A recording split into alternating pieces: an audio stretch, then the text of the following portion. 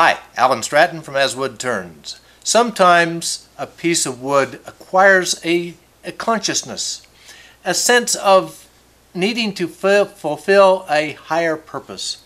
Now this wood was once part of a proud maple tree, and it stood high and proud above the forest until it had to be cut down. Then it stayed for a long time in a pile of firewood, deteriorating. It split, it cracked, it started to rot. It just cried out, I can do more, I can do more. And so it called out to my brother, who picked it up and said, hey, can I make that into a people feeder? He brought it down here, and no, it didn't make it into a people feeder. But yet the wood still cried out and said, hey, I can be something, I can be something more. I was once proud and part of a tree. I can yet be something more. And so it called out to me even stronger, and I had to relent.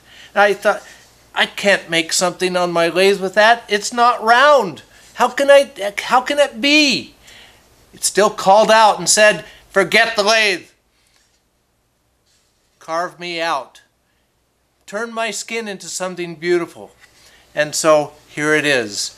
This wood is now accomplishing its higher purpose and becoming something more than a piece of firewood. It could not stand to be in the firewood pile. To do that, it required some tools. This is a Proxxon carving tool. To start with, used just a carbide cutter, and then a rasp to refine it a bit more, and then finally a sanding head on it. Sanding head and the rasp head did require some dust protection. Don't forget that. So let's help this wood achieve a higher purpose than being resigned to the fire. I'm starting with a carbide cutter on the Proxxon tool. I'm sitting on a stool. The wood is on a small table on top of my lathe.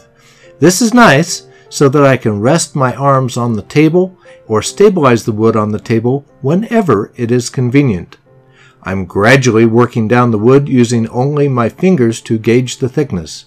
However, my primary focus is not letting the tool near my hand.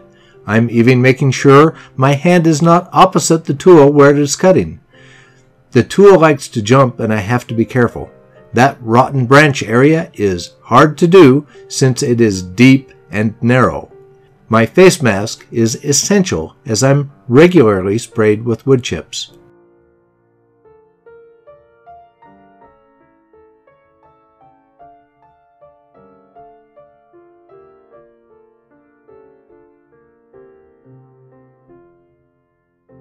Now I'm using a rasp head on the Proxxon tool.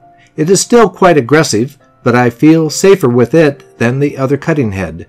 But still, I'm using the same precautions. If this can remove wood like it is doing, it will do the same thing to skin. With the rasp cutter, I'm making the walls a bit thinner than I was comfortable doing with the other cutter. The only area on the exterior is the cut end that I want to round over just a little. Sorry about the end camera. The lens is in the direct path of all the wood dust. For dust protection, I'm wearing a mask for breathing protection. No such protection for the camera. Now I've switched the Proxxon to a sandpaper head. Now I can go over the entire inner surface again and the small end area. This will not be a smooth finish, but I like the small facet type areas.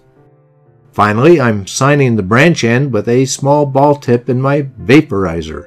Then oil both the inner and outer surfaces with walnut oil. I'm not making a stand. However this little dish wants to sit is how it will sit. It is kind of an inside-out natural edge.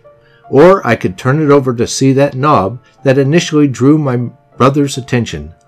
That's all for this dish au naturel and achieving its higher purpose. Please give this video a thumbs up, subscribe on my website, and tell your friends. Please wear your full face shield. You'll thank me later, or cuss your own self when you didn't wear it.